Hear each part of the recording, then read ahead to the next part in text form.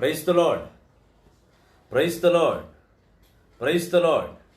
హల్లెలూయా, hallelujah, hallelujah. యేసువా వందనం, యేసువా స్తోత్రం, యేసువా వందనం, యేసువా స్తోత్రం. ఆత్మదేవా వందనం, ఆత్మదేవా స్తోత్రం. Praise the lord, praise the lord. Hallelujah, hallelujah, hallelujah. Praise the lord.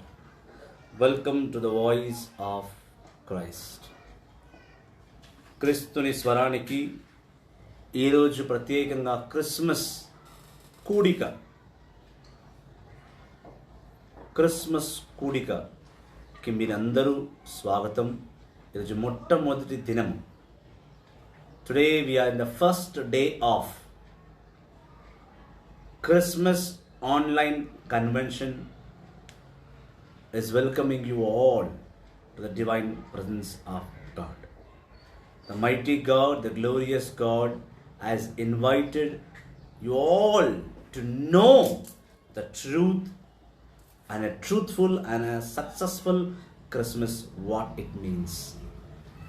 దైవజనమా, క్రీస్తుని సంగమా, యేసుని అపారమైన బిడ్డలారా, దేవాది దేవుడు మిమ్మల్ని అందరినీ ఈరోజు ప్రత్యేకంగా ఆహ్వానించింది దేనికంటే క్రిస్మస్ ఆన్లైన్ కన్వెన్షన్కి ప్రభు వీళ్ళందరినీ కూడా పిలుచుకున్నాడు. చాలా రోజులుగా ఈ కన్వెన్షన్ గురించి ప్లాన్ చేశాడు దేవుడు. కాబట్టి ఈరోజు క్రిస్మస్ వేడుకల్లో మీరందరూ పాల్గొనాలి. కరోనా వైరస్ మూలంగా మనము కూడికలు పెట్టలేకపోతున్నాం. కొంతమంది ఆలయం సౌకర్యం ఉన్నవారు వాళ్ళ ఆలయంలో ఏర్పాటు చేసుకున్నారు. కానీ మనకు ఆలయం సౌకర్యం లేదు కాబట్టి ఉన్న ప్రార్థన పిలిచినా చాలామంది రావట్లేదు. కాబట్టి కరోనాకు భయపడి అందరికీ ఆన్లైన్లోనే క్రిస్మస్ పండుగ గురించి, బాలయేసుని గురించి 3 గొప్ప అంశాలను దేవుడు మనకు ఇచ్చి ఉన్నాడు. అందులో మొదటిది, యేసుక్రీస్తు పశువుల పాకలోనే ఎందుకు పుట్టారు? పశువుల పాకనే ఎందుకు? పశువుల పాకలో దైవజనుడు పుట్టడానికి కారణం ఏమి? ఫస్ట్ డే అంశము. రేపు యేసుక్రీస్తు ఎలా రాజుగా పిలువబడతారు? ఆయన రాజులకే రాజు ఎందుకు? రేపు శనివారము ఈ టాపిక్ ఉంటుంది. 3వ రోజు ఆదివారము అనగా ఎల్లుండి యేసుక్రీస్తు ద్వారానే రక్షణ ఎందుకు, ఆయననే ఎందుకు మనకు రక్షణ అనే అంశం మీద మనం ఈ 3 రోజులు మాట్లాడబోతున్నాం. సో మొదటి దినం మనం ప్రారంభిద్దాం. టైం వేస్ట్ చేయకుండా సత్యాలను బట్టి, వాక్కును బట్టి, దేవుని గొప్ప వాక్యాన్ని బట్టి ప్రతీది ఈరోజు చాలా వర్డ్ ఆఫ్ గాడ్స్ ఉంటాయి. వీలైతే ఒక బుక్ పెన్ తీసుకొని రాసుకోండి. ఇంత గొప్ప సత్యాలు, మర్మాలు దేవుడు బహు గొప్పగా మన మధ్యలో మాట్లాడబోతున్నాడు. So it's very important topic. యేసుక్రీస్తు పశువుల పాకలోనే ఎందుకు పుట్టారు? Why did Jesus Christ was born in a cow shed, you can say, or it can be in a manger. Why Jesus laid in the manger only? Very important topic. According to my knowledge, I think it will be a wonderful and a first time you might be hearing the truth from the Bible. Anita Mary, praise the Lord. Mary Angel, praise the Lord. Please come, and I hope don't leave the live. Please stay for some time to know the truth. Many of them are coming just like and disappear like a star. Don't disappear. Wait for some time. You'll know the truth today. God has given a first today a wonderful topic. Why Jesus born in a cow shed and why he is laid in the manger. Why only manger? What's going on? This we are going to know. Before knowing the truth, let's pray to the divine God. ప్రార్థిద్దాము. ప్రార్థన చేసుకొని వాక్కులోకి వెళ్దాం. సర్వశక్తి గల పిదైన సర్వేశ్వర, కృపకు ఊటైన దేవా, తండ్రి ఆగమ కాలంలో తండ్రి ఈ అడ్వెంట్ సీజన్లో ప్రభా నీ గురించి తెలుసుకునేందుకు మమ్మల్ని ఎన్నుకున్నాం. నీకు స్తోత్రం స్తోత్రం స్తోత్రం స్తోత్రం నాయన. కృపకు ఊటైన దేవ, మా జన్మానికి కారణమైన తండ్రి, మా జీవము నీవే, మా మరణము నీవే, మా మహోన్నతుడు నీవే, మా మంచివాడవు నీవే తండ్రి. కృపకు ఊటైన దేవా, కల్వరినాదా, పేదల పక్షాన నిలబడే ఓ నా తండ్రి, ఇదిగోనైనా ఈ సాయంకాల సమయమందు ఎంతో మందిని లైవ్ ప్రేయర్ పిలిచాను ప్రభా, ఎంతో మందికి నీ సందేశాన్ని పంపించాను తండ్రి. అయ్యా, ప్రతి బిడ్డ కూడా నీ సందేశం వినుటకు ఈ లైవ్ ప్రేయర్లో పాల్గొనే కృపను దయచేయము తండ్రి. ఆల్రెడీ లైవ్లోకి వచ్చి ఉన్న బిడ్డలను నీవు దీవించిన ఆయన పేరు పేరున నువ్వు పిలుచుకున్నావు. ప్రతి ఒక్కరిని పరిశుద్ధ నామంలో దీవించి కాచి కాపాడము గాక.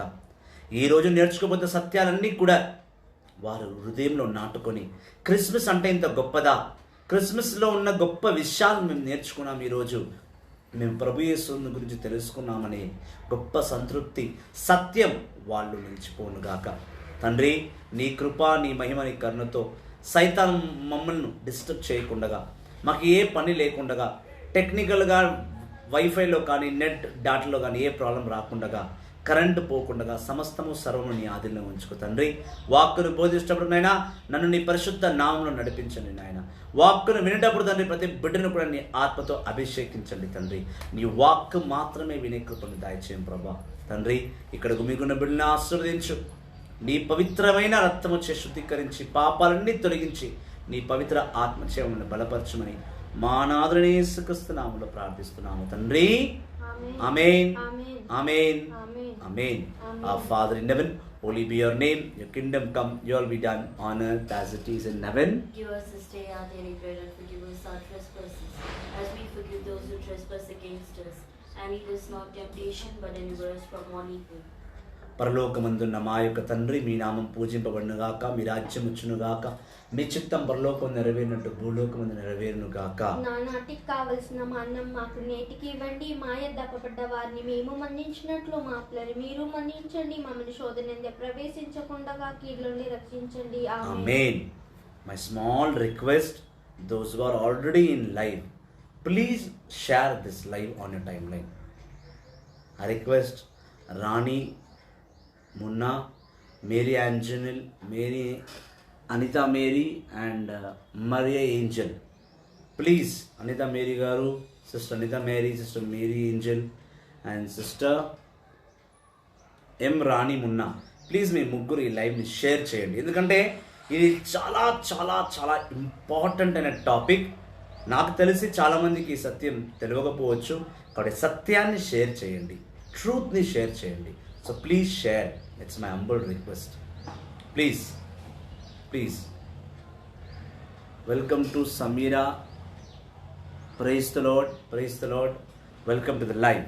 సో దేవుడు యెహోవా తండ్రి తన కుమారుడగు యేసుక్రీస్తుని పశువుల పాకలోనే పుట్టేటట్టుగా ఎందుకు ప్రణాళిక పెట్టుకున్నాడు? Praise the Lord. Good evening brother. Praise the Lord. Maria angel sister, good evening. So యేసుక్రీస్తు పశువుల పాకలోనే ఎందుకు పుట్టాడు?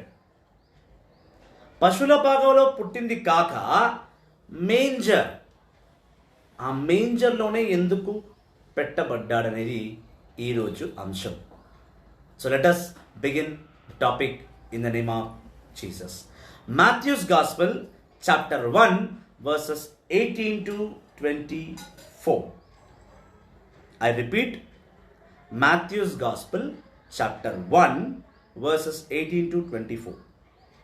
మత్తయి సువార్త 1వ అధ్యాయము 18వ వచనము. యేసుక్రీస్తు పుట్టుక రీతి ఎట్టిదన్న ఆయన తల్లి అయిన మరియమ్మకు యోసేపుతో వివాహము నిశ్చయింపబడినది. కానీ వారు ఇరువురు కాపురము చెయ్యకముందే పవిత్రాత్మ ప్రభావము వలన మరియమ్మ గర్భము ధరించినది. ఆమె భర్తయగు యోసేపు నీతిమంతుడగుటచే మరియమ్మను బహిరంగముగా పర్పక ఇష్టము లేక రహస్యముగా ప్రత్యజించుటకు నిశ్చయించుకొనేను. యోసేపు ఇటుల తలంచుచుండగా ప్రభుదూత కలలో కనిపించి, దావీదు కుమారుడగు యోసేపు నీ భార్య అయిన మరియమ్మను స్వీకరించుటకు భయపడవలదు. ఏలన ఆమె పవిత్రాత్మ ప్రభావము వలన గర్భము ధరించినది. ఆమె ఒక కుమారుని కనును. నీవు ఆయనకు యేసు అనే పేరు పెట్టుము. ఏలన ఆయన తన ప్రజలను వారి పాపముల నుండి రక్షించును అని చెప్పాను. ఇదిగో కన్య గర్భము ధరించి ఒక కుమారుని కనును. ఆయనను ఇమానువేలు అని పిలిచెదరు అని ప్రవక్తలతో ప్రభు పలికినది నెరవేరునట్టులా ఇదంతాయు సంభవించెను. ఇమానువేలు అనగా దేవుడు మనతో ఉన్నాడని అర్థము. నిద్ర నుండి మేలుకున్న యోసేపు ప్రభుదూత ఆజ్ఞాపించున్నట్టులా తన భార్యను స్వీకరించెను. కుమారుని ప్రసవించినంత వరకు ఆమెతో అతనికి ఎట్టి శారీరక సంబంధమే లేదు. ఆ శిశువునకు అతడు యేసు అనే పేరు పెట్టెను. ఆమేన్. ఇది ఏలిన వారి వాక్కు. సర్వేశ్వరా, నీకే స్తుతి, మహిమ, ఘనత, ఆరాధనలన్నీ కూడా నీకే చెల్లింపబడునుగాక. 1 కొరింథీయులకు రాసిన లేఖ 10వ అధ్యాయం 31వ వచనము. దైవ జనమా, క్రీస్తుని సంగమా, యేసుని అపారమైన బిడ్డలారా, మీకు అందరికీ తెలుసు మరియమాత గబ్రియేలు దూత ద్వారా దర్శనం పొందుట. ఆయనను నీకు గర్భము ధరిస్తుంది, నీవు కుమారుని జన్మనిస్తావు, పరిశుద్ధాత్మ ఆశీర్వాదముతో నువ్వు బిడ్డను జన్మిస్తావు, ఆయన పేరు ఇమ్మానుయేలు నువ్వు పెడతావని మరియమాతకు దర్శనం ఇవ్వడం అందరికీ తెలిసిన సంగతి. క్రిస్మస్ అంటే ఈ మెసేజ్ కంపల్సరీ అందరికి గుర్తుంటుంది. అందులో ప్రత్యేకముగా చాలా స్పష్టంగా మనం మత్తయి సువార్త నుండి, సువార్తల్లో మొదటి సువార్త మత్తయి సువార్త నుండి 18వ వచనం నుంచి మనం ధ్యానిస్తున్నాం. అందులో యోసేపుకి కలలో దేవదూత కనిపించి, యోసేపు, దావీదు వంశంలో ఉన్న యోసేపు, దావీదు గోత్రంలో దావీదు వంశంలో జీవిస్తున్న యోసేపు, నువ్వు మరియమాతతో జరిగిన ఎంగేజ్మెంట్ విరగొట్టుకుందామని నువ్వు అనుకుంటున్నావు. అలా చెయ్యకు. ఫస్ట్ ఆఫ్ ఆల్ కూడా యోసేపు మరియమాతను ఎంగేజ్మెంట్ జరిగేటప్పుడు ఎంగేజ్మెంట్ విరగొట్టుకొని ఆయనతో వివాహం జరగకూడదు అనే ఒక తలంపుతో ఉన్నాడు. యోసేపు ఎందుకున్నాడు అంటే, మరియమాత యేసుక్రీస్తుని జన్మనిచ్చేటప్పుడు మరియమాత వయసు దాదాపు 16 నుండి 16 ఉండవచ్చు. ఇది హిస్టరీ చెప్తుంది. అదేవిధంగా యోసేపుకి హిస్టరీ చెప్తుంది, మళ్ళీ వాక్యం కాదు. యోసేపుకి 30 నుండి 35 సంవత్సరాల వరకు ఉండవచ్చు అని చరిత్ర చెప్తుంది, వాక్కు కాదు. సో నేను పెద్ద వయసు ఉన్నవాడను, నేను మరియమాతను వివాహం ఆడడం సరికాదేమో అని ఒక తలంపుతో యోసేపు ఉన్నాడు. ఉన్నప్పుడు దేవదూత యోసేపుకు దర్శనమిచ్చి కలలోకి వెళ్ళి, నో, నువ్వు మరియమాతో సంబంధం విరగొట్టడానికి వీల్లేదు, మరియమాతను ఒప్పుకో. ఏలనగా యెహోవా తండ్రి అయిన పరలోకానికి భూలోకానికి సృష్టికర్తన యెహోవా తండ్రి యేసుక్రీస్తుని ఇమ్మానువేలు అని ఆ తల్లి గర్భములో జన్మించబోతున్నాడు, కావున నువ్వు ఆమెను అంగీకరించు అని దేవదూత యోసేపు కలలో చెప్పింది. అందరికీ మరియమాతకే గబ్రియేలు దూత చెప్పిందని చాలామందికి తెలుసు. మొదటి సత్యం ఏంటంటే, యోసేపుకి సంబంధమే వద్దు, మరియమాతతో వివాహమే వద్దు అనుకుంటున్న యోసేపుకి దేవదూత కలలోకి వచ్చి చెప్పింది. అంటే మరియమాతకు ఎలా అయితే గబ్రియేలు దూత వచ్చి దర్శనం ఇచ్చి మాట్లాడిందో, యోసేపుతో కూడా ఏంజెల్ వచ్చి మాట్లాడింది. మాట్లాడడమే కాక ఆయన మనసులో ఉన్న ఆలోచనను మార్చి మరియమాతను ఒప్పుకునేలా చేసింది. యోసేపు దావీదు వంశీయుడు, అనగా యోసేపు యూదుడు. Joseph belongs to the descendant of David, to the tribe of Judah.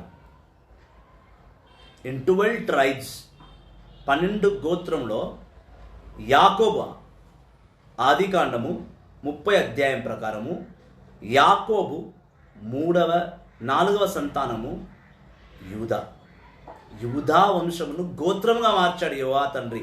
ఆ గోత్రంలో ఉన్నవాడే దావీదు. దావీదు కుటుంబానికి చెందినవాడే యూసోపు. సో యూసోపు ఎప్పుడైతే మరియమాతను వివాహం ఆడను అని నిర్ణయించుకున్నాడో, దేవదూత వచ్చి తన ఆలోచనను మార్చి మరియమాతతో వివాహం జరిగేలా చేసింది. దేవదూత ఎప్పుడైతే ఆ కార్యం చేశారో, యోసేపు ఎటువంటి శారీరక పాపము పెట్టుకోగా ఆమెతో వివాహ సంబంధం పెట్టుకున్నాడు. యోసేపుకి దేవదూత చెప్తూ ఒక మాట ఏం చెప్పిందంటే, యోసేపు, పూర్వంలో ప్రవక్తలు చెప్పిన ఒక మాట నిజం కాబోతున్నది. ఆ నిజాన్ని చేయడానికి నిన్నును మరియమాతను దేవుడు ఎన్నుకున్నాడు. ఒక్కసారి ఆ లైన్ చదవమ్మా. మత్తయి సువార్త 1వ అధ్యాయము 22వ చదువు. ఇదిగో కన్య గర్భము ధరించి ఒక కుమారుని కనును. ఆయనకి ఇమ్మానువేలు అని పేరు పెట్టెను అని ప్రవక్తలతో ప్రభు పలికెను. నెరవేరునట్టులా. ఈ ప్రవక్త ఎవరు మరి? ఇప్పుడు యెషయా గ్రంథము 7వ అధ్యాయము 14వ. యెషయా గ్రంథము 7వ అధ్యాయము 14వ. సరే వినుడు, ప్రభువే మీకొక గురుతు చూపును. యువతి గర్భవతి అయి ఉన్నది, ఆమె కుమారుని కని అతనికి ఇమ్మానుయేలు అనే పేరు పెట్టును. ఆమేన్. దేవుడు మరియమాతను యోసేపుని ఎన్నుకకు మునుపే యెషయా గ్రంథములో యెషయాతో మాట్లాడు, యెషయా, తొందరలోనే ఒక బిడ్డను ఒక కన్య ద్వారా జన్మిస్తారు. ఆ కన్యక ద్వారా పుట్టే కుమారుడు పేరు ఇమ్మానుయేలు. ఇక్కడ ఆ ప్రవక్త చెప్పిన మాట దేవుడు నిజం చెప్తున్నాడు. దీన్ని బట్టి మనకు అర్థం అవ్వాల్సిన విషయం ఏంటంటే, దేవుడు ఆల్రెడీ ప్రవక్తలతో నిర్ణయం చేశాడు. యెషయా ప్రవక్తతో ఈ లోకానికి సందేశం ఇచ్చేశాడు. ఇది అందరూ తెలిసిన విషయమే. 99% క్యాథలిక్ క్రైస్తవులకి ఈ 2 వాక్యాలు బాగా తెలుసు. యెషయా 7:14, మత్తయి సువార్త 1వ అధ్యాయం 18 కానీ యోసేపుకి దేవదూత చెప్తుంది, యెషయాకి పలికిన మాట దేవుడు నిజం చేస్తున్నాడంటే సెంట్ జోసెఫ్ ఎంత పవిత్రమైన వాడు. యెషయాతో పలికించిన మాట దేవుడు మరియమాతను ఎంత ప్రధానంగా ఎన్నుకున్నాడో యోసేపును కూడా అంతే ప్రధానంగా ఎన్నుకున్నారు. ప్రతి క్రిస్మస్లో మరియమాత గురించి మనం మాట్లాడుకుంటున్నాం. మరియమాత గురించి మాట్లాడుకోవాలి, సత్యం. కానీ ఆ మరియమాతకు వివాహం జరగాలి. దావీదు వంశంలో ఉన్నవాడితో వివాహం జరగాలి. దానికి యోసేపే సరైన వాడు. మరియమాత ఎంత పవిత్రురాలో యోసేపు అంతే పవిత్రుడు. దేవుని ఎంపిక పవిత్రమైనది. అందుకే లేవియాకాండం 11వ అధ్యాయం మనం చూస్తున్నాం. ఆయన పవిత్రుడు కనుక ఆయన బిడ్డలు కూడా పవిత్రంగా ఉండాలని తలంచుచున్నాడు. అందుకే యోసేపు పవిత్రుడిని దేవుడు గుర్తించే యోసేపుకు మరియమాతకు ఇద్దరిని జతపరిచింది దేవుడు. ఆ ఇద్దరి మధ్యలో శారీరక పాపము without any physical sexual sin లేకుండగా యేసుక్రీస్తుని పరిశుద్ధ ఆత్మ ద్వారా జన్మించాలని దేవుడు ఆనాడే యెషయా ప్రవక్తతో పలికాడు. ఇక్కడ ఆ యెషయా ప్రవక్తతో పలికిన మాటలు నిజం కాబోతుందని ఆ దేవదూత యోసేపుకి చెప్పడం జరిగింది. యోసేపు దాన్ని అంగీకరించి మరియమాతను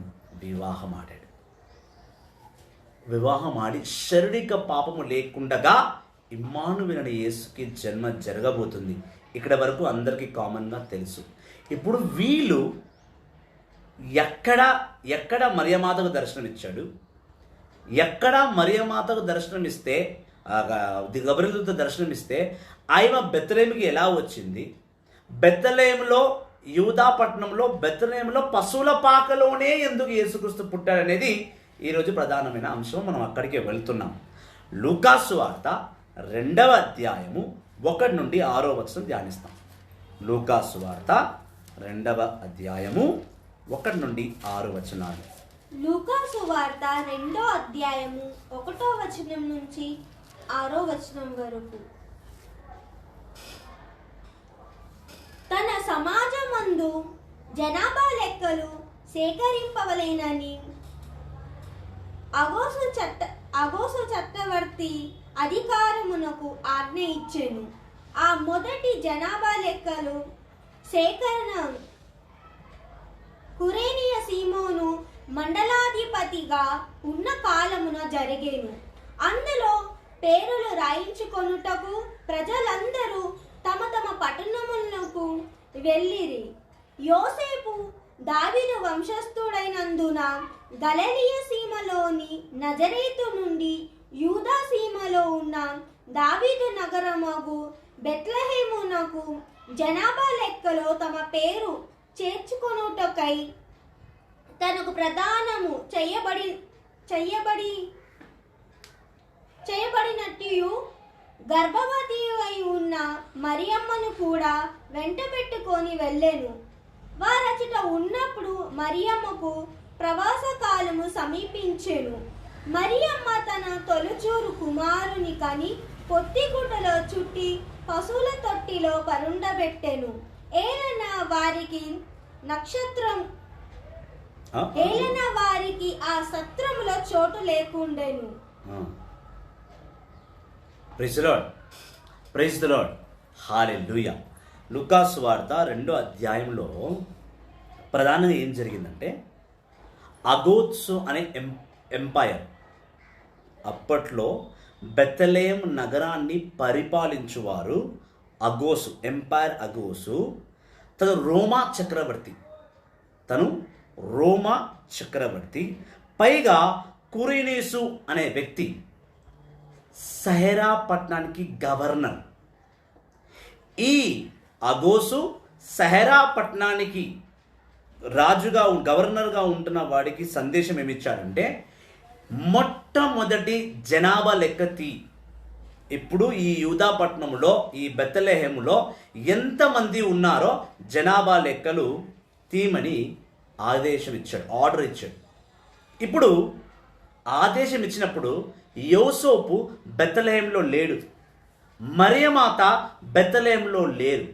వాళ్ళు నజరేతు, గలిలయలో ఉన్న నజరేతులో ఉన్నారు. అందుకే మనం చూస్తాం లూకాసు వార్త 1వ అధ్యాయంలో 26-27 వచనాలు చూడు. 26-27 లూక్స్ గాస్పెల్ చాప్టర్ 1 26 and 27. లూకాసు వార్త 1వ అధ్యాయం 26వ వచనం 27వ వచనము. తదుపరి 6వ మాసము దేవుడు గబ్రియేలు దూత గలిలయ సీమనందలి నజరేతు నగరమునకు పంపెను. ఆ దేవదూత దావీదు వంశస్థుడగు యోసేపునకు ప్రదానము చేయబడిన కన్య యొద్దకు పంపబడేను. ఆమె పేరు మరియమ్మ. Praise the lord. చూడండి, నజరేతులో గలిలయ పట్టణంలో మరియమాత ఉన్నారు. యోసేపు కూడా అక్కడే ఉండేవారు. యోసేపు మరియమాత ఉండేది గలిలయలో నజరేత్ అన్న పట్టణంలో. దేవదూతను దేవుడు నజరేత్ అన్న పట్టణానికి పంపించి దావీదు వంశుడైన యోసేపుని వివాహం ఆడవలసిన మరియమాత దగ్గరకు వెళ్ళి నువ్వు దర్శనం ఇమ్మన్నాడు. బెత్లెహేం పట్టణం వేరు, బెత్లెహేం పట్టణం యూదాలోని బెత్లెహేం పట్టణం వేరు, గలిలయలో నజరేయ పట్టణం వేరు. నజరేయ పట్టణానికి బెత్లెహేంకి దాదాపు 9,135 కిలోమీటర్లు. మరియమాత నజరేతు, గలిలయ నజరేతులో ఉన్నారు. వాళ్ళు అక్కడి నుండి బెత్లెహేం పట్టణానికి రావాలి. ఎందుకు రావాల్సి వచ్చింది పట్టణానికి అంటే, ఆ టైంలో సెహరియా గవర్నర్ అయిన కురేనేసు మరియు రోమా చక్రవర్తి అయిన అగసు ఆర్డర్ వేశారు. ఏమని? ఎవరెవరైతే యూదా వంశస్థులో ఉన్నారో వాళ్ళందరూ కూడా జనాభా లెక్కల్లో వాళ్ళ పేర్లు నమోదు చేసుకోవాలి. యోసేపుకి అప్పుడే కొత్తగా వివాహం అయింది, మరియమాతను వివాహం ఆడాడు కాబట్టి ఆయన నజరేతు నుండి, గలిలయ పట్టణం నుండి బెత్లెహేంకు రావాలి. దాదాపు 9,135 కిలోమీటర్స్ డిస్టెన్స్లో రావాలి. అప్పుడు యోసేపుకి మరియమాతకు కారు, బస్సు ఏమీ లేదు. ఒక గాడిద మీద, గర్భముతో ఉన్న మరియమాతను ఒక గాడిద మీద కూర్చోబెట్టుకొని వాళ్ళు గలిలయ పట్టణము నుండి బెత్లెహేము యూదా పట్టణానికి రావాలి, పేరు నమోదు చేయడానికి రావాలి. ఇప్పుడు యోసేపు వివాహం అయింది కాబట్టి యోసేపు యూదా పట్టణంలో దావీదు వంశస్థులో ఉన్నాడు కాబట్టి యూదా అతని పుట్టిన స్థలము, యూదా తను జీవించాల్సిన స్థలము. అక్కడ వచ్చి యోసేపు నా పేరు, మరియమాత నా పేరు, నా ఒక కుమారుడు జన్మించబోతున్నాడు, అతని పేరు ఇమ్మానుయేలని యూదా పట్టణంలో వాళ్ళ పేరు రిజిస్టర్ చేసుకోవాలి. యూదా పట్టణము, బెత్లెహేము, గలిలయ ఇవన్నీ కూడా అప్పట్లో ఇజ్రాయెల్ పట్టణంలో ఉంది, ఇజ్రాయెల్ కంట్రీలో ఉంది. అయితే చాలా విచిత్రమైన విషయం ఏంటంటే వీళ్ళు గలిలయ నుండి బెత్లెహేముకు బయలుదేరారు. అందుకే మీరు ఫోటోల్లో మీ వాట్సాప్లో కానీ ఇప్పుడు క్రిస్మస్ టైంలో ఒక పిక్చర్ వస్తుంటుంది, యోసేపు ఒక గాడిద మీద మరియమాతను కూర్చోబెట్టుకుని వస్తుంటాడు. తను నజరేతన గలిలయ పట్టణము నుండి బెత్లెహేముకు రావాలి. దాదాపు 9,135 కిలోమీటర్లు ప్రయాణం చేయాలి. ప్రయాణం చేసి బెత్లెహేములో తన పేరు నమోదు చేసుకోవాలి. బెత్లెహేము యూదాపట్నంలో ఉంటుంది. ఆ యూదాపట్నంలో పేరు నమోదు చేసుకుంటే కానీ కుదరదు. కానీ మరియమాతకు అప్పుడు ఆల్రెడీ 9 months నిండింది, యేసుక్రీస్తు జన్మించాలి. అప్పుడు మరియమాత పేరు నమోదు చేసుకుని ప్రసవ టైం వచ్చింది, ఇక బిడ్డను జన్మించాలి కాబట్టి ఆయన బిడ్డను తీసుకొని వెళుతుంది. ప్రతి ఇంట్లో వెళ్ళి అడుగుతుంది అన్నమాట, తలుపు తట్టి నాకు ప్రసవ వేదన వచ్చేసింది, నాకు పెయిన్స్ వచ్చాయి, నాకు చోటు ఇవ్వండి, చోటు నా అడుగుతుంది. కానీ ఎవ్వరు చోటు ఇవ్వలేదు. అప్పుడు కొంతమంది అక్కడ మూలకు ఒక పశువుల పాక ఉంది, అక్కడికి వెళ్ళి నువ్వు బిడ్డను జన్మించవచ్చు అని అన్నారు. యెహోవా తండ్రి ఏ ప్రవక్తతో పాత నిబంధనలో ఉన్న ఏ ప్రవక్తతో కూడా పశువుల పాకలో యేసుక్రీస్తు పుడతాడు అని చెప్పలేదు. ఒక స్త్రీ గర్భం ధరిస్తుంది, ఏ పాపము లేకుండా ఆమె ఒక బిడ్డకు జన్మనిస్తుంది, తన పేరు ఇమ్మానుయేల్ అని పాత నిబంధనలో రాయబడింది, యెషయాలో రాయబడింది, మీకాలో రాయబడి ఉంది, చాలా చోట్ల రాయబడింది పాత నిబంధనలో. కానీ పశువుల పాకలోనే అని మాత్రం రాయదు. అయితే వీళ్ళు బెత్లెహేము రావడానికి కారణం చెప్పాను కదా, అప్పట్లో ఇజ్రాయెలు దేశాన్ని పరిపాలిస్తుంది ఇజ్రాయెలు రాజులు కాదు. యావత్ ఇజ్రాయెలు దేశము ప్రవసములో ఉంది, ఎగ్జైల్, క్యాపిటివిటీ, ప్రవసనంలో ఉంది. ఇజ్రాయెల్ రాజు పరిపాలించట్లేదు బెత్లెహేము పట్టణాన్ని, యూదా నగరాన్ని, గలిలయను. ఇజ్రాయెల్కు రాజు అయిన దావీదు వంశంలో ఏ ఒక్కడును పరిపాలించట్లేదు. దేవుడు ఆల్రెడీ ఇజ్రాయెల్ దేశాన్ని రోమియోలకు అప్పచెప్పాడు. సహరా పట్టణంలో ఉన్న గవర్నర్స్ మన దేశాన్ని పరిపాలిస్తున్నారు, ఇజ్రాయెల్ దేశాన్ని. మన వాళ్ళు బంధింపబడ్డారు వాళ్ళ చేతి కింద. ఎలా అయితే నిర్గమకాండంలో 1-2 అధ్యాయంలో మనం చూసిన ఎలా అయితే ఇజ్రాయెల్ ప్రజలు ఐగుప్తులో బంధింపబడ్డారో, ఆ ఐగుప్తులో బంధింపబడ్డ ఇజ్రాయెల్ ప్రజల్ని కాపాడడానికి దేవుడు మోషేని ఎలా ఎన్నుకున్నాడో అదే విధముగా యావత్ ఇజ్రాయెల్ జనం, బెత్లెహేం, జెరూసలేం, గలిలయ, ఈ అన్ని పట్టణాలు కూడా మన ఇజ్రాయెల్ రాజుల చేతిలో లేదు.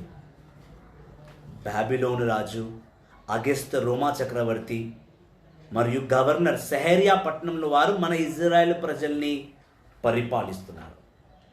అటువంటి సమయంలో ఈ ఇజ్రాయెల్ ప్రజలకు ఒక రాజు అవసరం, ఒక రక్షకుడు అవసరం.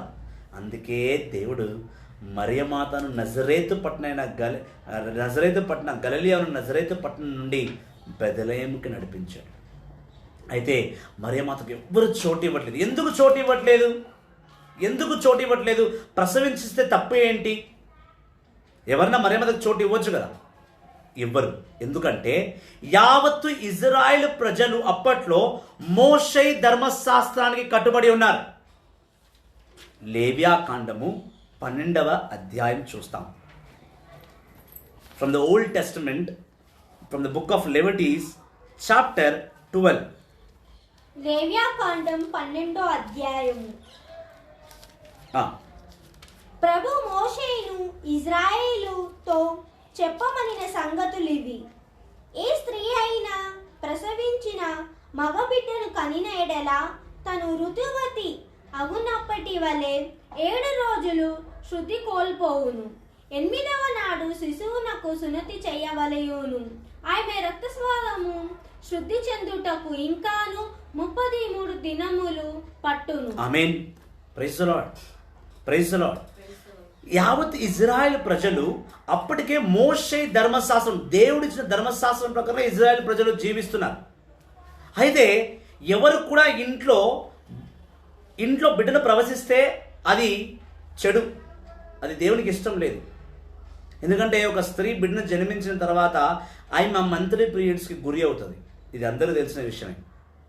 అయితే ఒక స్త్రీకి ఇంట్లో చోటు ఇచ్చి బిడ్డను జన్మిస్తే ఆ బిడ్డ జన్మించిన తర్వాత ఆ బిడ్డ ఆ తల్లి ఇద్దరు అపవిత్రులుగా మారిపోతారు.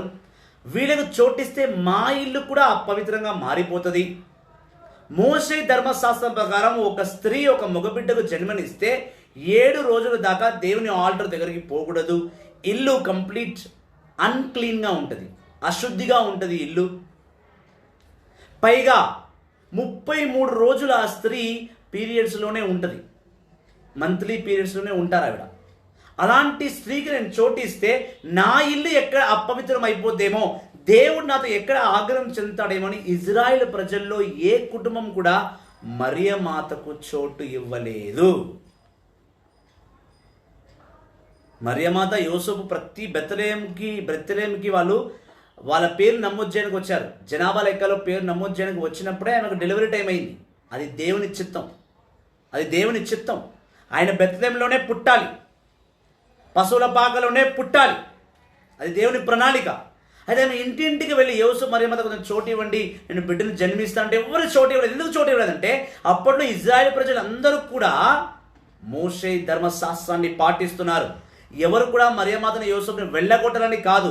యెహోవా తండ్రికి గౌరవం ఇచ్చిన వారు, యెహోవా తండ్రిని విలువనిచ్చిన వారు, యెహోవా తండ్రికి మాట కట్టుబడి లేవియాకాండం 12వ అధ్యాయం ప్రకారం వారి ఇల్లు అపవిత్రం కాకూడదు అని మరియమాతకు యోసేపుకు చోటు ఇవ్వలేదు.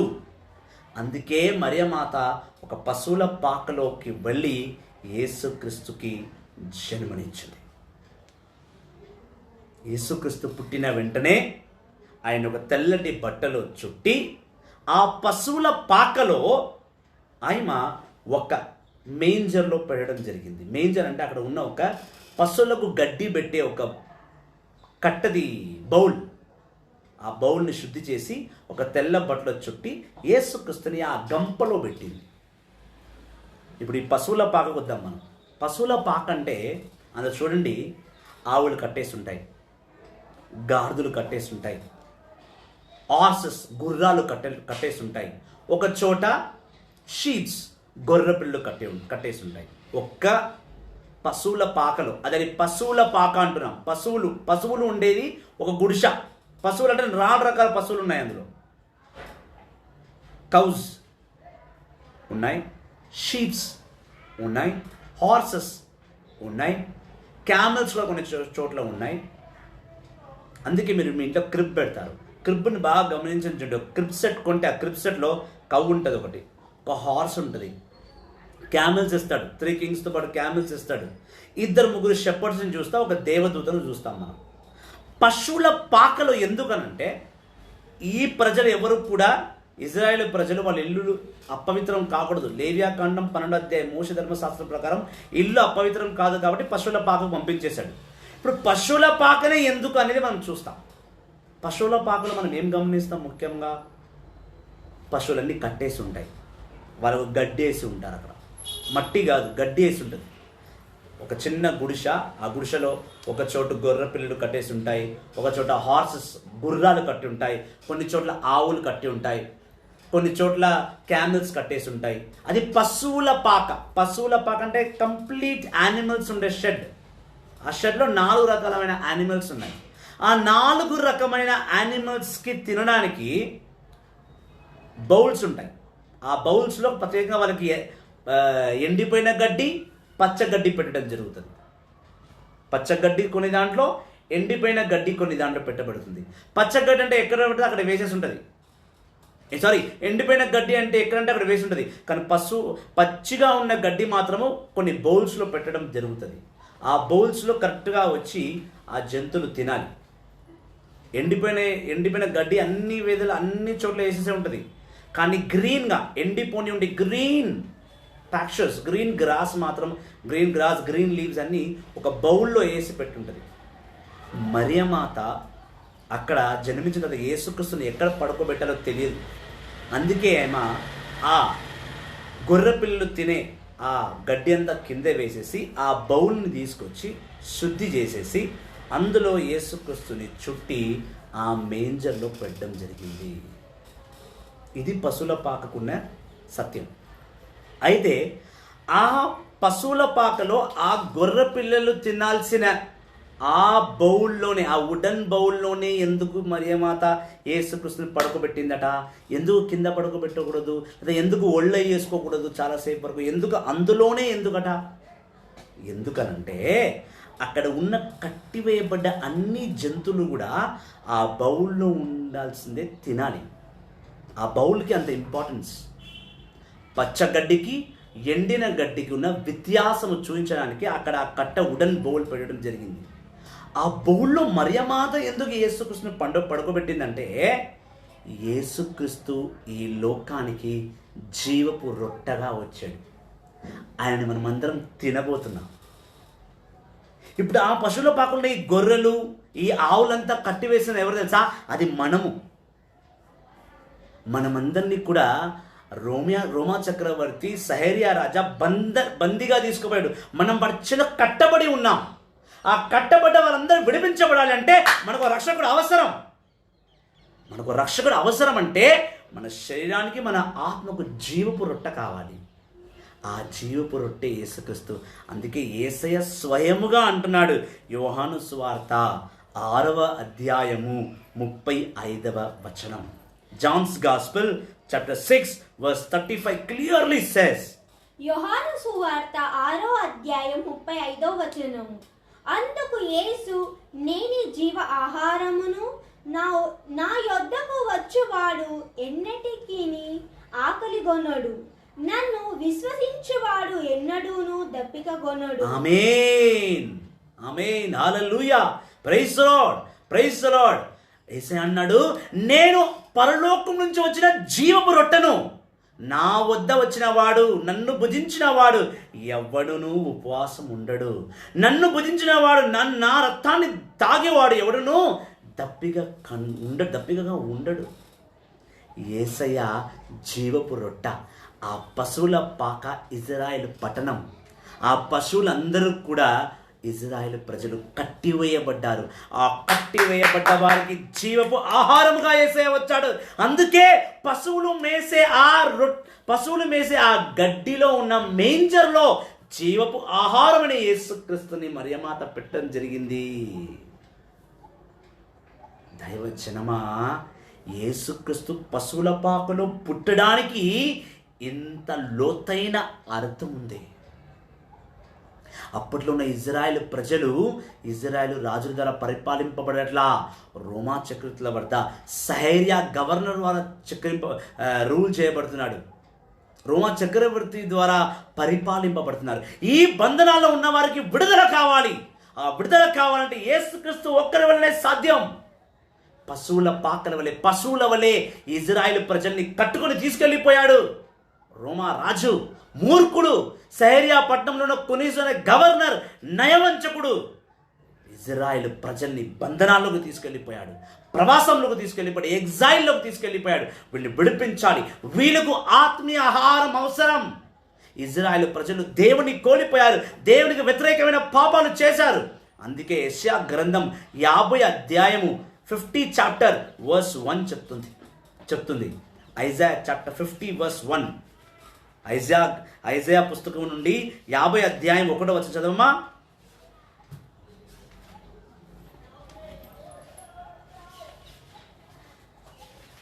యెషయా గ్రంథము 50వ అధ్యాయం 1వ వచనం. ప్రభు ఇట్లా అనుచున్నాడు, ప్రభువైన యెహోవా ఇట్లా అనుచున్నాడు, నేను నీ తల్లిని విడనాడునట్లా పరిత్యజింపగత్తగా ఎవరైనా ఉన్నాడా? నేను నా నేను నా రుణదాత ఎవరికైనాను మేము బానిసలుగా అమ్మివేసి తినా, ఆ, మీ తప్పులకు గాను మీరే బానిసలుగా అమ్ముడు మీ తప్పులకు గాను మీరే బానిసులుగా అమ్ముడు పోయారు. మీ పాపములకు గాను మీ పాపములకు గాను నేను మీ తల్లిని విడనాడు వలసి వచ్చినది. నీ తల్లి తన్ను విడనాడివలసి వచ్చింది. నీ పాపమే నిన్ను ప్రవసనానికి తీసుకువెళ్ళింది. మీరు సహేరియా పట్టణానికి రోమా చక్రవర్తికి బానిసలుగా ఎందుకు ఉన్నారు అంటే మీరు చేసిన పాపము వలనే మీరు బానిసలుగా ఉన్నారు. సో మిమ్మల్ని విడిపించడానికి ఒకరు కావాలి. అందుకే యేసుక్రీస్తే స్వయంగా లూకా సువార్త 4వ అధ్యాయం 18వ వచనంలో అన్నాడు. లూక్స్ గాస్పెల్ చాప్టర్ 4:18 చెప్పమ్మా. లూకా సువార్త 4వ అధ్యాయం 18వ వచనం. ప్రైజ్ ది లార్డ్, హల్లెలూయా. లూకా సువార్త 4వ అధ్యాయము 18వ వచనం. ప్రభు ఆత్మ నాపై ఉన్నది, ప్రభుని ఆత్మ నాపై ఉన్నది, పేదలకు సువార్తను బోధించుటకు ఆయన అభిషేకించున్నాడు. చెరసాలలో ఉన్న వారికి విడుదల, గుడ్డి వారికి చూపుని కలిగించుటకు, పీడితులకు విమోచనమును, బంధింపబడ్డ వారిని విడిపించడానికి కలుగు చేయుటకు నేను వచ్చి ఉన్నాను. Praise the lord. యేసయ్య పశువుల పాకలో ఆ మేంజర్లో ఎందుకు పెట్టబడ్డాడు అంటే ఇక్కడ ఆ పశువుల పాకలో ఉన్న జంతువులకు ఆ గడ్డి, ఆ మేత ఆహారము. కానీ అదే ఇజ్రాయేల్ ప్రజలు ఎలా అయితే ఈ పశువులు కట్టబడి ఉన్నారో అదే విధంగా ఇజ్రాయేల్ ప్రజలు చేసిన పాపముకి గాను వాళ్ళు రోమా చక్రవర్తి దగ్గర బంధింపబడ్డారు. వాళ్ళకి నేను ఆత్మీయ ఆహారాన్ని ఇచ్చి వాళ్ళని విడిపించడానికి వచ్చానని చెప్పడానికే ఆ పశువులు తినే ఆ బౌల్లో, ఆ వుడెన్ బౌల్లో యేసుక్రీస్తు జీవపు ఆహారంగా మారిపోయాడు. పశువుల పాక ప్రభుని ప్రణాళిక. ఆ పశువులందరూ కూడా ఇజ్రాయేల్ ప్రజల ద్వారా కట్టింపబడ్డారని ప్రభు శుభసూచకంగా చూపిస్తున్నాడు. యేసుక్రీస్తుని ఆ మేంజర్లో పడుకోబెట్టడానికి ప్రధానమైన కారణం ఏమంటే ఈ బిడ్డ శరీరాన్ని, రక్తాన్ని మీరు తాగబోతున్నారు. ఈ బిడ్డ ఆత్మీయ మాటల ద్వారా మీరు మారబోతున్నారు. యావత్ ఇజ్రాయేల్ ప్రజలు మారి మరి యెహోవా తండ్రి దగ్గరికి వస్తారని చెప్పడానికే ఆ పశువుల పాకలో ప్రభువు పడుకోబెట్టాడు. అందుకే మనం చూస్తున్నాం లూకా సువార్త 22వ అధ్యాయంలో మనం చూస్తున్నాం. చదవమ్మా. లూకా సువార్త 22వ అధ్యాయం 4 నుండి 19వ వచనం.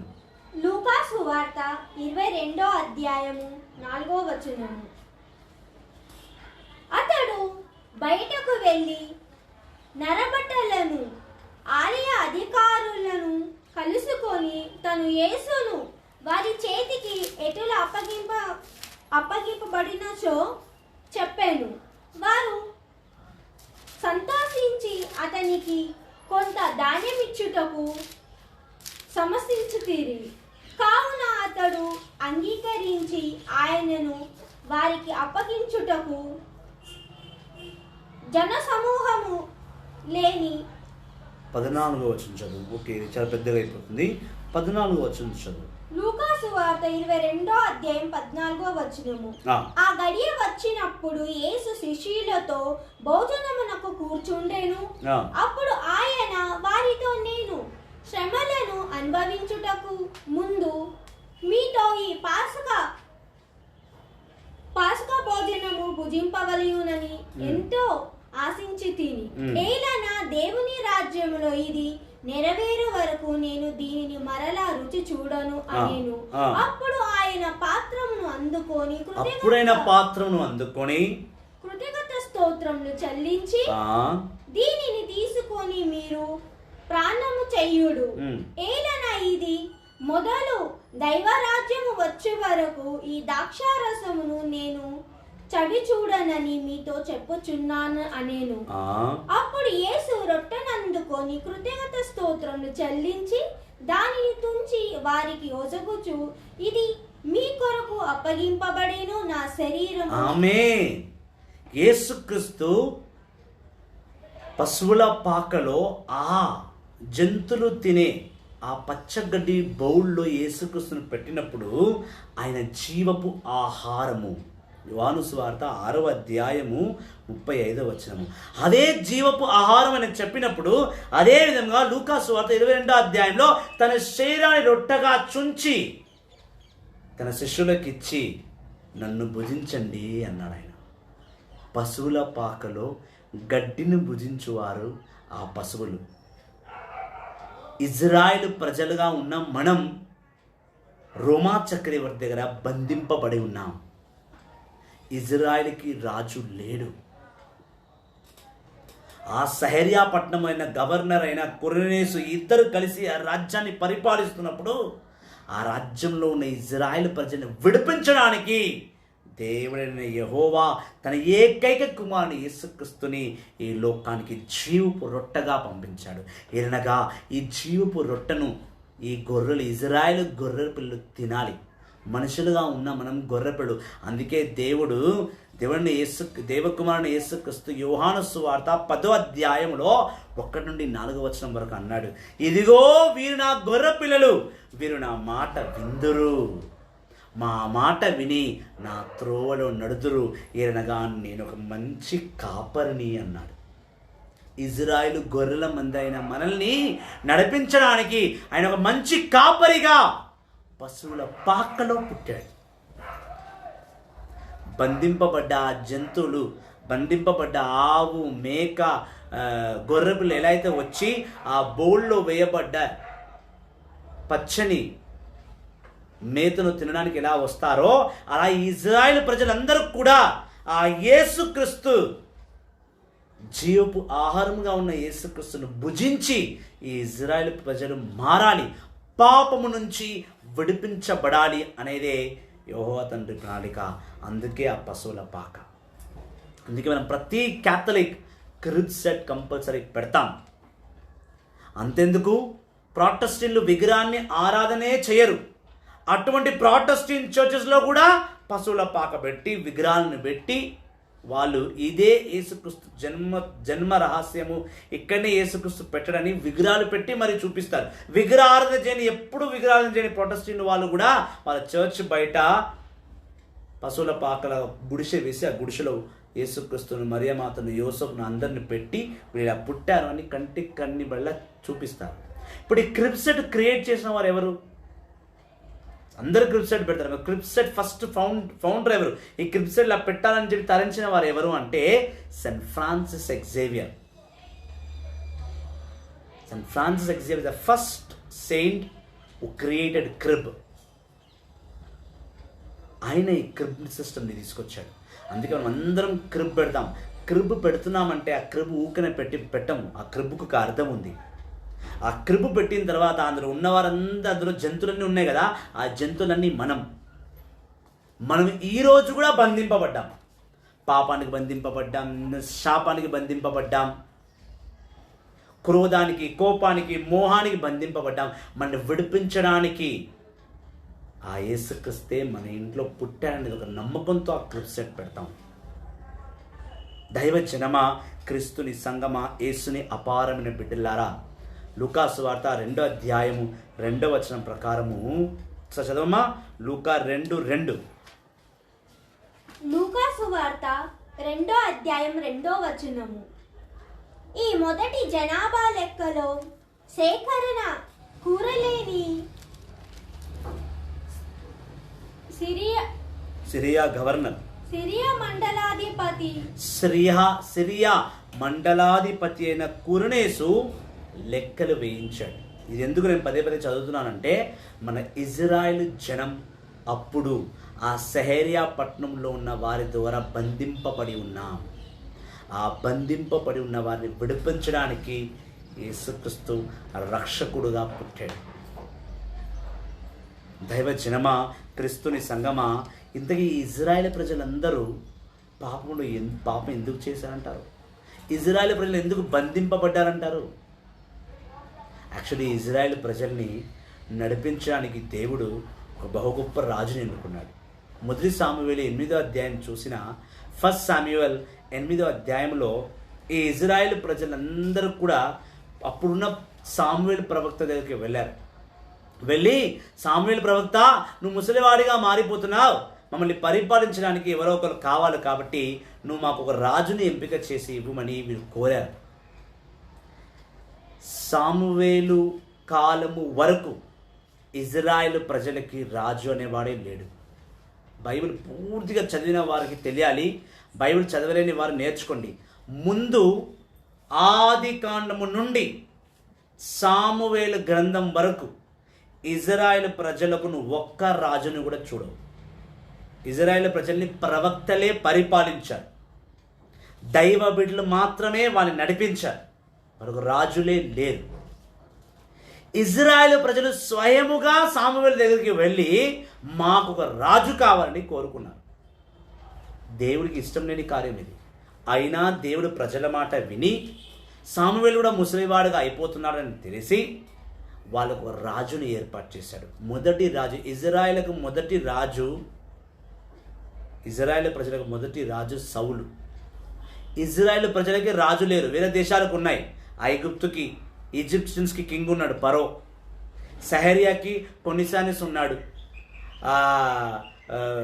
అగస్టిస్ ఉన్నాడు, కొరైప్రస్ ఉన్నాడు, అమ్మునిలకు రాజు ఉన్నాడు అదాబు. చాలామంది దేశాలకు రాజు. కానీ ఇజ్రాయెల్ దేశానికి, ఇజ్రాయెల్ ప్రజలతో రాజు లేడు. దేవుడు రాజులతో ఇజ్రాయెల్ ప్రజల్ని పరిపాలించదలుచుకోలేదు. ఎందుకంటే ఈ రాజులు వస్తే ఎలా ఉంటుంది, మీరు ఇది మాత్రమే తినాలి, ఇది మాత్రమే పండించాలి, నేను చెప్పినట్టు ఉండాలి, నాకు ట్యాక్స్ కట్టాలి మీరు, ఇవన్నీ ఉంటాయి. సో ఇజ్రాయెల్ ప్రజలకు ఏం ఉండదు కష్టం, వాళ్ళు దేవుని ద్వారా నడిపించబడాలి, దేవుని ప్రవర్తన ద్వారా నడిపించబడాలి. కాబట్టే దేవుడు వాళ్ళకి రాజుని అడగలేదు, రాజుని ఇవ్వలేదు.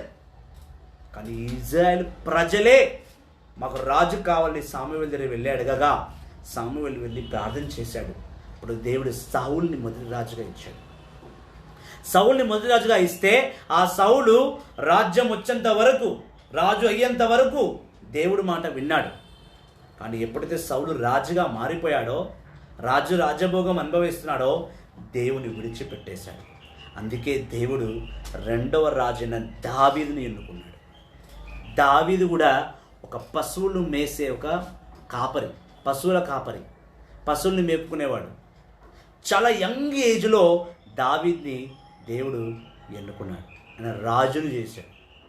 అక్కడి నుంచి మొదలైంది దావీదు వంశం. రాజ్యభోగంలో దావీదు రాజయ్యాడు, దావీదు కుమారుడు సాలొమోను రాజయ్యాడు, సాలొమోను కుమారుడు రెహబు రాజయ్యాడు, రెహబు కుమారులు అందరూ మన్మన్లు, మనవరాలు, మునిమన్మరాలు, అందరు మన్మన్లు.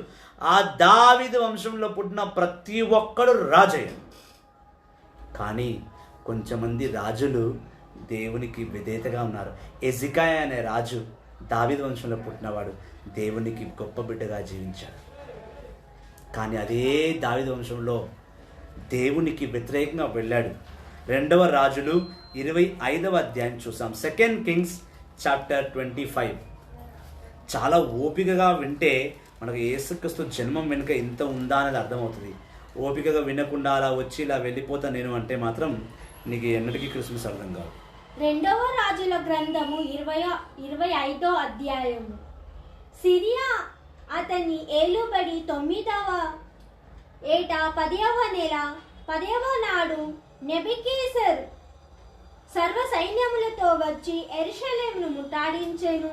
బేబిలోను పట్టణము వెలుపలకు శిబిరము పనిరి, నగర ప్రకారములు చుట్టుముట్టి దిబ్బలు పన్నీరు. నెబుకద్నెజర్ రాజు, బేబిలోను నెబుకద్నెజర్ రాజు యూదా పట్టణానికి వచ్చి యూదా రాజుని, యూదా బిడ్డలందరూ, యూదే వంశంలో ఉన్న వారందరూ, దావీదు వంశంలో ఉన్న వారందరినీ కూడా హ్యాండ్ ఓవర్ చేసుకున్నాడు. అప్పట్లో ఉన్న రాజు ఎవరమ్మా? సిద్కియా రాజు. దావీదు వంశంలో చివరి రాజు ఈ సిద్కియా, చివరి రాజు. ఈ యూదా ప్రజలను, ఇజ్రాయెల్ ప్రజలందరినీ కూడా బంధింప చేసుకొని బాబిలోనికి తీసుకువెళ్ళిపోయాడు చాలా మందిని. అంటే నెబుకద్నెజర్ రాజు వంశము ఇజ్రాయెల్ యూదా పట్టణాన్ని పరిపాలించడం మొదలుపెట్టారు. అదే ఎందుకు దేవుడు యూదా ప్రజలను నెబుకద్నెజర్ రాజులకు అందించేలా చేశాడు? ఎందుకు యూదా ప్రజలు దేవుళ్ళు లేరు? ఎందుకు యూదా ప్రజల్ని నబుకద్నెజర్ రాజు పరిపాలించాలి? బాబిలోనికి రాజు అతను, మన ఇజ్రాయెల్ ప్రజలకు రాజు కాదు కదా. ఆల్రెడీ ఇజ్రాయెల్ ప్రజలకి జెకర్యా అనే రాజు ఉన్నాడు కదా.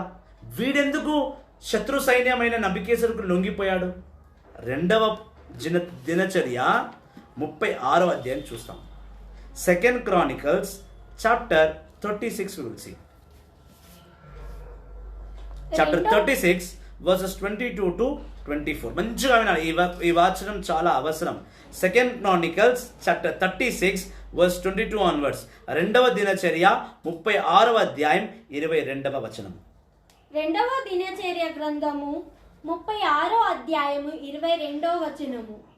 పారసీక రాజైన కోరేషు ఏలుబడి మొదటి ఏట ప్రభు అతని అంతరంగమున ప్రమోదించెను కనుక అతడొక లిఖితపూర్వమైన చట్టమును జారీ చేసి దానిని తన రాజ్యము నలుమూలల ఈ కింది విధముగా ప్రకటన చేయించెను. ప్రభు ముందుగాని ఇర్మియా ద్వారా పలికిన పలుకులు నెరవేరునట్టులా ఈ సంఘటన జరిగేను. పారసీక ప్రభువైన కోరేషు ఆజ్ఞ ఇది: ఆకాశమందలి దేవుడు నన్ను ఈ భూమండలమంతటికి అధిపతిని చేసేను. ఆయన యూదా దేశమునందలి యెరూషలేమున నన్ను ఒక దేవాలయము నిర్మింపుమని ఆజ్ఞను ఇచ్చెను.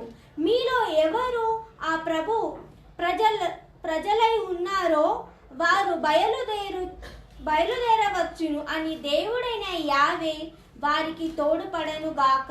ఆమేన్. దేవుడు కైప్రస్, పెరిసాయకు రాజుగా ఉన్న కైప్రస్కి వెళ్ళి నువ్వు జెరూసలేంలో ఒక ఆలయాన్ని కట్టి యూదా ప్రజల్ని, ప్రవసనానికి వెళ్ళిన వారందరినీ మళ్ళీ ఆ ఆలయం వద్దకు నడిపించుమని ఆయనకు చెప్పి ఆయన ద్వారా యూదా పట్టణంకి ప్రవసనానికి వెళ్ళిన అందరినీ, ఎవరైతే నబుకద్నెజర్ రాజు ఇజ్రాయెల్ ప్రజల్ని యూదా పట్టణంలో వారిని బందీగా తీసుకుపోయాడో మళ్ళీ వాళ్ళని తెప్పించేలా చేయమని పెరిసాయకు క్రెఫిస్ అనే రాజుకి దేవుడు చెప్పాడు. ఈ కార్యమును బట్టి తను ఒక రూల్ పాస్ చేసేసి ఇప్పుడు ఈ యూదా మండలమును పెరిసాయకు రాజు అయిన కైప్రస్ నేను పరిపాలించబోతున్నానని కంప్లీట్ యూదా మండలాన్ని తన హ్యాండ్ ఓవర్లో తీసుకున్నాడు. దేవుడే, యెహోవా తండ్రియే మనల్ని ప్రవసనానికి తీసుకువెళ్ళాడు. ఇర్మియాకు చెప్పిన మాట అది. యెషయాకు చెప్పిన మాట 50 అధ్యాయం 1వ వచనంలో, మీరు పాపాలు చేశారు, ఇజ్రాయేల్ ప్రజలు నన్ను ఆరాధించమంటే మీరు ఏ విగ్రహాన్ని ఆరాధించారు, ఎన్నో పాపాలు చేశారు, అందుకే మీరు నా జనులుగా నా రాజుల ద్వారా మీరు పరిపాలించడం నాకు ఇష్టం లేదు, మిమ్మల్ని ప్రవసనానికి తీసుకువెళ్తా, మీరు బందీగా కొన్ని తీసుకుపోవాలి, అక్కడ మీరు ఆ రాజులు పెట్టే నయవంచన, ఆ రాజులు పెట్టే తిండి, ఆ రాజులు పెట్టే టార్చర్ అనుభవిస్తే కానీ మీకు సత్యమైన దేవుడు ఏంటో తెలిసి రాదు అని దేవుడే ఇజ్రాయేలు ప్రజల్ని, యూదా పట్టణాన్ని ప్రవసనానికి చిక్కించాడు. అలా చిక్కింపబడ్డ వారిని మళ్ళీ రక్షణలో నడిపించడానికి యేసుక్రీస్తుని ఈ లోకంలోకి తీసుకువచ్చాడు. యేసుక్రీస్తు వస్తూనే జీవపు ఆహారముగా ఆ పశువుల పాకలో మనల్ని అందరు రక్షింపబడ్డానికి ఆ పశువుల పాకలో జన్మించాడు. యేసుక్రీస్తు దావీదు వంశంలో పుట్టాడు కాబట్టి తను రాజుగా పుట్టాలి. ఎందుకు పేదవాడుగా పుట్టాడు? ఎందుకు పశువుల పాకలో పుట్టాడు? ఎందుకు రాజ్యవంశంలో పుట్టలేదు? ఎందుకంటే అప్పుడు దావీదు వంశంలో ఎవరెవరు రాజులు ఉన్నారో వారు అప్పుడు రాజులుగా లేరు కాబట్టి ప్యాలెసెస్ లేవు. ఆ వంశంలో, ఆ దావీదు వంశంలో పేద రాజుగా పుట్టాడు. యేసుక్రీస్తు పుడుతూనే పేదవాళ్ళకి దగ్గరగా, పాపులకు దగ్గరగా ఉండాలి, తను ప్రతి ఒక్కరికి అందుబాటులో ఉండాలి. యేసుక్రీస్తు ఒకవేళ పరలోకం నుండి ఒక స్వరం వినబడి నేను పరలోకం నుంచి ఒక మనిషిని పంపిస్తున్నా, ఆయననే యేసుక్రీస్తు, ఆయన పరిపాలిస్తాడు రాజుగా అని దేవుడు ఆ ప్రణాళిక చేయవచ్చు. కానీ ఎందుకు యేసుక్రీస్తుని మనిషి రూపంలో పుట్టించి, ఏ పాపము తెలియని తల్లి మరియ గర్భంలో జన్మించి, ఏ పాపము చేయలేని కెపాసిటీ ఉన్న శారీరక పాపమే చేయకుండా దేవుని మాటకు విశ్వాసంగా లోబడి యోసేపుకి తండ్రిగా, యోసేపుని యేసుక్రీస్తు తండ్రిగా ఎందుకు పెట్టాడు? చాలా ప్రణాళిక ఉంది దాని వెనకాల. ఇంట్లో జస్ట్ క్రిబ్ సెట్ పెట్టేస్తే సరిపోదు. ఆ క్రిబ్ సెట్కి ఒక అర్థం ఉంది. ఆ క్రిబ్ సెట్లో ఉన్న అన్ని పశువులు మనము బంధింపబడ్డాం. మనల్ని విడిపించడానికి, మన ఆత్మకు ఆత్మీయ ఆహారం ఇవ్వడానికి యేసుక్రీస్తు పశువుల పాకలో పేదవాడుగా పుట్టాడు. అందుకే యేసుక్రీస్తు అన్నాడు, నేను ఈ లోకానికి వచ్చినది పాపుల గురించి, పుణ్యుల గురించి కాదు. ఈ లోకంలో ఉన్న వారి గురించి వచ్చాను. అనారోగ్యంగా ఎవరున్నారో వాళ్ళ గురించి వచ్చాను. అందుకని జీవిత కాలం అంతా ఎవరెవరు బంధనాల్లో ఉన్నారో విడిపించాడు. చూపు లేని వారికి చూపునిచ్చాడు. పడుకులో పడిన వారిని, కుష్ఠరోగుల్ని స్వస్థపరిచాడు. బంధింపబడ్డ వారిని విడిపించారు. పాపములో ఉన్న వారిని రక్షించాడు. అందుకే యేసుక్రీస్తు పశువుల పాకలో పుట్టాడు. ఆ పశువుల పాకలో పుడతారని దేవుడు ఆల్రెడీ మనకు వాక్య రూపంలో చెప్పకపోయినా ఆ జనాభా లెక్కలు రాయించడానికి వచ్చి అక్కడ బెత్లెహేములో ఒక పశువుల పాకలో యేసుక్రీస్తును జన్మించేలా చేశాడు. అండ్ అక్కడ యేసుక్రీస్తు పుట్టాడని యావత్తు ఇజ్రాయేల్ జనానికి తెలవాలి. అందుకే ఆకాశంలోని ఒక నక్షత్రాన్ని ఎన్నుకొని ఆ నక్షత్రము ద్వారా గొర్రెల కాపరులకు ఆ పశువుల పాక వైపు నడిపించాడు. పశువుల పాక వైపు ఎందుకు నడిపించాడంటే, గొర్రెలు మేపుతున్న ఓ బిడ్డలారా, మీ గొర్రెల్ని బాగానే మేపుతున్నారు, కానీ మీరు దారి తప్పి ఉన్నారు.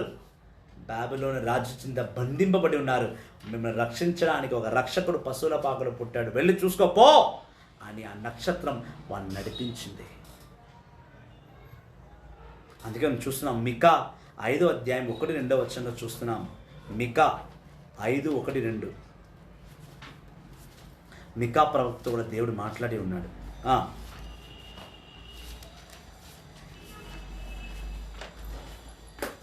మికా 5వ అధ్యాయము 1-2 వచనాలు. మికా గ్రంథము 5వ అధ్యాయము 1వ వచనము. యెరూషలేము పౌరులారా, మీ సైన్యములను సిద్ధము చేసుకొనుడు. శత్రువులు మనలను ముట్టాడింతురు.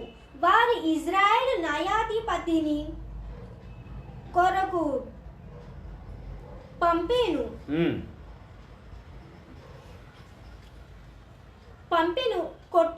కొట్టుచున్న వారు ప్రభువును ఇట్లనుచున్నాడు, బెత్లెహేము ఎపాతా, నీవు యూదా నగరంలో మిక్కిలి చిన్నదానవు, అయినాను ఇజ్రాయేలు ఏలుబడు వారు నీ నుండి ఉద్ధరించును. ఆమేన్.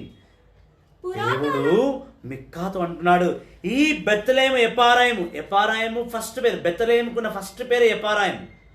బెత్లెహేముకు డాడీగా బెత్లెహేము అని పేరు రాలా. బెత్లెహేము అని పిలువ ముందుగా అది ఎపారాయిము అని పిలువబడ్డది, ఎపిరోత్ అని పిలువబడ్డది. అందుకే బెత్లెహేములో యూదా నగరంలో బెత్లెహేములో ఒక రూలర్ పుట్టబోతున్నాడు. ఇజ్రాయెల్ ప్రజల్ని పరిపాలించడానికి పరిపాలకుడు పుట్టబోతున్నాడు. ఆ పరిపాలకుడు దావీదు వంశుడై ఉంటాడు. మికా 5:1.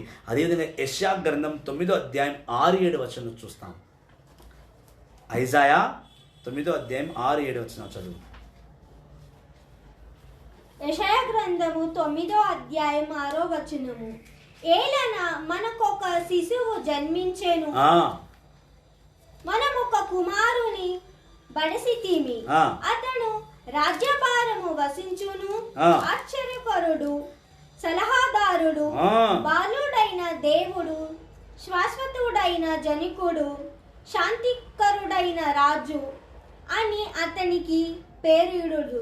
దేవుడు యెషయా అన్నాడు 9వ అధ్యాయంలో, తొందరలోనే ఒక బాలుడు పుడతాడు, ఆ బాలుడు ద్వారా ఒక పరిపాలకుడు పుడతాడు. బెత్లెహేము నగర్లో ఒక పరిపాలకుడు పుడతాడు. పరిపాలకుడే కాదు, ఒక ఉన్నతమైన వ్యక్తి. తనకు వండర్ఫుల్ కౌన్సిలర్, సమాధానకర్త, మరియు తన ఎటర్నల్ ఫాదర్, జీవగల తండ్రిగా మీకు ఉండబోతున్నాడు. యెషయాతో దేవుడు మాట్లాడు. అదేవిధంగా ఓసియా గ్రంథం 11వ అధ్యాయం 1వ వచనం చూద్దాం. ఓసియా పుస్తకము, ఓసియా గ్రంథము 11వ అధ్యాయం 1వ వచనము. ప్రభు ఇట్లనుచున్నాడు, ఇజ్రాయేలు బాలుడై ఉండగా నేను అతడిని ప్రేమించి తిని ఆ. ఐగుప్తు నుండి నా కుమారుని పిలిచి తిని ఆ, కానీ నేను అతనిని పిలుచుకొనినది అతడు నా నుండి వైదొలిగేను. నా ప్రజలు బాలు దేవతలకు బలులు అర్పించిరి, విగ్రహమునకు సాంబ్రాణి వేసిరి. ఎపాయిము చెయ్యు పట్లుకుని వానికి నడక నేర్పిన వాడును నేనే. ఆమేన్.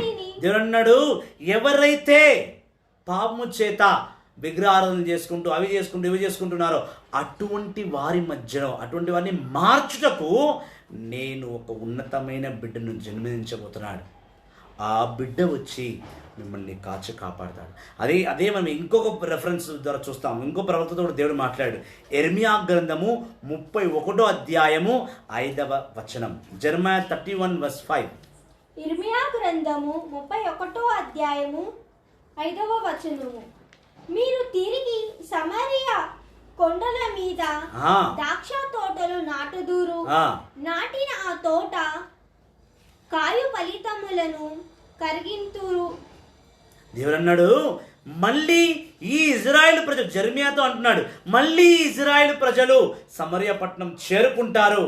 వీళ్ళు ద్రాక్ష వల్లిగా ద్రాక్ష తోటలకు వెళ్ళి తన సొంత బిడ్డలుగా తన సొంత పొలములలో ద్రాక్షను పండించుకొని ఆ ద్రాక్ష ద్వారా వచ్చే రసాలను తాగుతారు. ఆ ద్రాక్ష పంటలను పండించుకొని కడుపు నిండా భుజిస్తారు. అందుకే భక్తుడు రాశాడు కదా, ద్రాక్షవల్లివి నీవైతివి, నీలో నీరెమ్మను నేనైతిని. ద్రాక్షవల్లివి నీవైతివి, నీలో నీరెమ్మను నేనైతిని. తెగకుండా కాపాడుమా యేసయ్యా, యేసయ్యా, నీ తోడు లేక నేను బ్రతుకలేను, నీ తోడు లేక నేను బ్రతుకలేను. యెర్మీయాతో చెప్పాడు, ప్రవసనానికి ఉన్న ఇజ్రాయెల్ బిడ్డలారా, మిమ్మల్ని తొందరలోనే సమరయ పట్టణానికి నేను తీసుకువెళ్తాను. అక్కడ మీరు ద్రాక్షను పండించుకుంటారు. ఆ ద్రాక్షను పండించుకొని కడుపు నిండా భుజిస్తారు. మరి యేసయ్య నేనే ద్రాక్షావల్లి అని ఎక్కడ చెప్పాడు? ఏమమ్మా దొరికింది ఆ వాక్యము? చదువు. యోహాను సువార్త 1వ అధ్యాయం. యోహాను సువార్త 15వ అధ్యాయం. 1వ అధ్యాయం అని కన్ఫ్యూజ్ అవుతావేంటి? సరిగా చదువు. యోహాను సువార్త 15వ అధ్యాయం, Johne's gospel chapter 15 says from verse 1 onwards.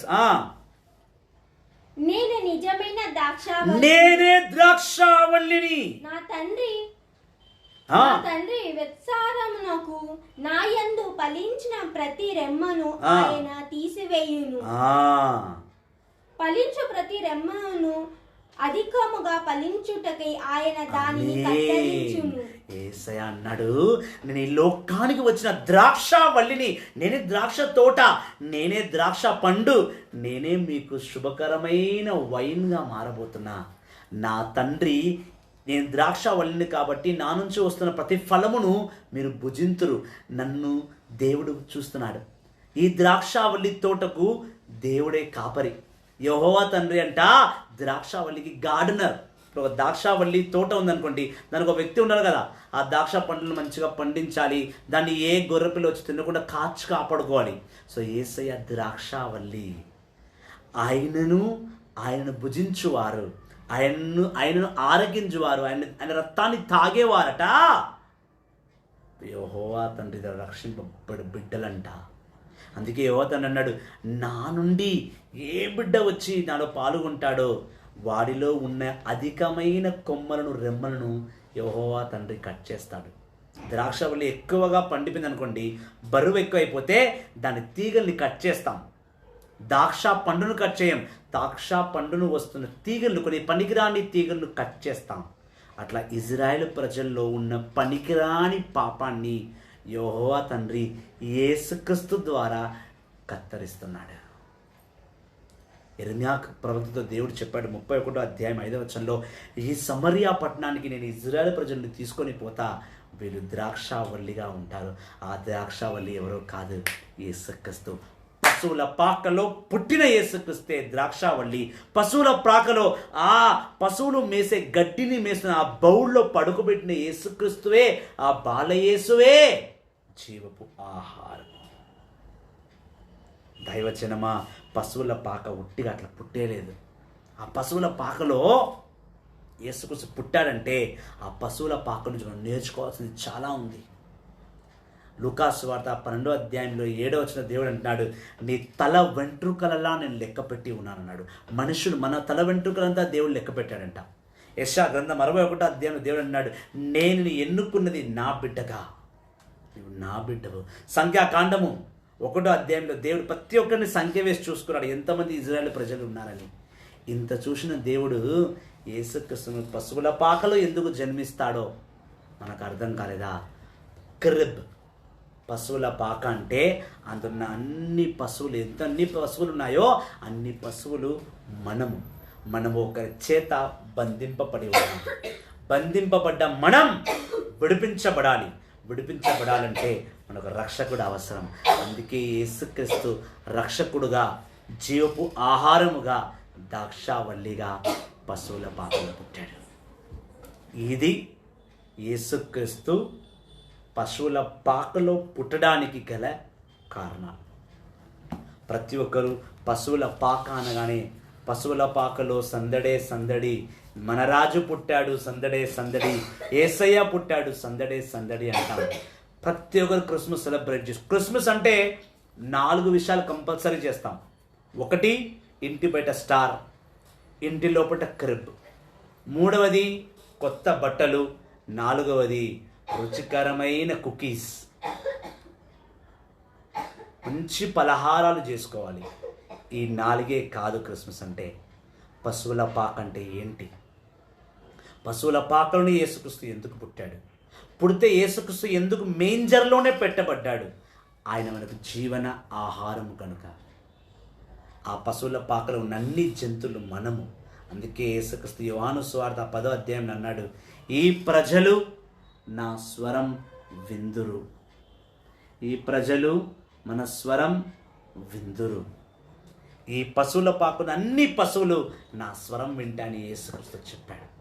కాబట్టి దైవజనమా, ఈ ఫస్ట్ డే ఈ బ్యూటిఫుల్ కన్వెన్షన్ని,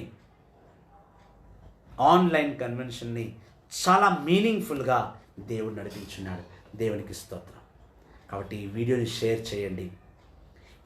ఈ లైవ్ని కంపల్సరీ షేర్ చేయండి. నా గురించి కాదు, ఎవరైతే పశువుల పాకకు అర్థం తెలియక ఇంట్లో పశువుల పాక వేసి బొమ్మలు పెట్టుకొని ఆనందపడుతున్నారో, ఆ పశువుల పాకంలో ఉన్న అర్థం తెలుసుకోవాలి అంటే క్రిబ్బు ఉన్న ప్రతి చోటికి లైవ్ వెళ్ళాలి. కథోలికుడు అని పిలువబడ్డ ప్రతి కుటుంబానికి ఈ లైవ్ వెళ్ళి తీరాలి. కాబట్టి ప్లీజ్ ఈ లైవ్ని షేర్ చేయండి. యేసుక్రీస్తు మేంజర్లోనే ఎందుకు పుట్టారనే సందేశం ప్రతి క్రైస్తవుడికి, ప్రతి కథోలికుడికి తెలియాలి. కాబట్టి ప్లీజ్ లైవ్ని చూడండి, లైవ్ని షేర్ చేయండి.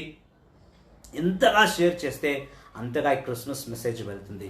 So first day, first convention grand సక్సెస్గా దేవుడు దీవించాడు. దేవునికి స్తోత్రం. రేపు సెకండ్ డే సాయంకాలం 5 గంటలకు మళ్ళీ క్రిస్మస్ ఆన్లైన్ కన్వెన్షన్ ఉంటుంది. రేపు టాపిక్ యేసుక్రీస్తు రాజులకు రాజు ఎలా, ఎందుకైనా రాజుల రాజుగా పిలువబడతాడు. పశువుల పాకలో పుట్టిన పేద యేసు రాజుగా ఎలా పిలువబడతాడు అనేది రేపు మనం తెలుసుకుందాం. సో రేపు లైవ్కి సిద్ధంగండి. రేపు ఈ లైవ్ ద్వారా అందరికీ మెసేజ్ ఇవ్వండి, చాలామందిని పిలవండి. ఈ వీడియో దాదాపు 1 అవర్ పైన పోయి ఉండవచ్చు. ఆ 1 అవర్ పైన మనం చూడగలుగుతామా అని అనుకోకుండా ఈ 1 అవర్ దేవునిలో టైం ఇచ్చి గడపండి. పశువుల పాకకు అర్థం తెలుసుకోండి. Thank you very much. God bless you all. దేవా, ఈ లైవ్ నడిపించిన దాన్ని బట్టి నీకు స్తోత్రం. నీ గొప్ప సత్యాలను చెప్పిన దాన్ని బట్టి స్తోత్రం. పశువుల పాకలో ప్రభువు ఎందుకు పుట్టాడని మర్మాన్ని తెలియపరిచిన దాన్ని బట్టి నీకు స్తోత్రం. స్తోత్రం నాయన. బంగారు యేసయ్యా, నీ పండుగను కొనియాడబోతున్నాం, నీ పుట్టిన దినను కొనియాడబోతున్నాం. నీ పుట్టిన దినమందు ఉన్న జన్మరాశిని తెలుసుకొని మమ్మల్ని దీవించమని, మా నాథుని యేసుక్రీస్తు నామములో ప్రార్థిస్తున్నాము తండ్రి. ఆమేన్, ఆమేన్, ఆమేన్. లైవ్ని షేర్ చేయండి. రేపు సాయంకాలం 5 గంటలకు మళ్ళీ కలుస్తాం. ఇవాళ లైవ్ మిస్ అయిన వారు యూట్యూబ్లో కూడా ఈ వీడియో ఉంటుంది. Divine Jesus ministry spiritual channel అని టైప్ చేస్తే, లేదా వాయిస్ ఆఫ్ క్రైస్ట్ బ్రదర్ రాజు అని టైప్ చేస్తే మీకు నా వీడియోస్ అన్నీ వస్తాయి. అందులో వెళ్ళి మీరు చూడవచ్చు. ప్లీజ్ షేర్ చేయండి. I welcome brother Noel Francis, Justin Paul, brother Christopher John. దేవుని మనందరినీ ఆహ్వానించిన కాక. Good evening everybody. ప్లీజ్ లైవ్ని మీ ఫేస్బుక్ మీద షేర్ చేయండి. దేవుని ద్వారా దీవింపబడండి. రేపు సాయంకాలం 5 o'clock మళ్ళీ ప్రభుని సన్నిధిలో మంచి టాపిక్, యేసు రాజులకు రాజు, రాజులకు రాజు అండ్ యేసుక్రీస్తు ఎలా రాజు అయ్యాడనేది రేపు మనం సాయంత్రం తెలుసుకుందాం. Thank you very much. God bless you all. See you tomorrow. God bless you. Praise the Lord. Keep on sharing the life. Praise the Lord.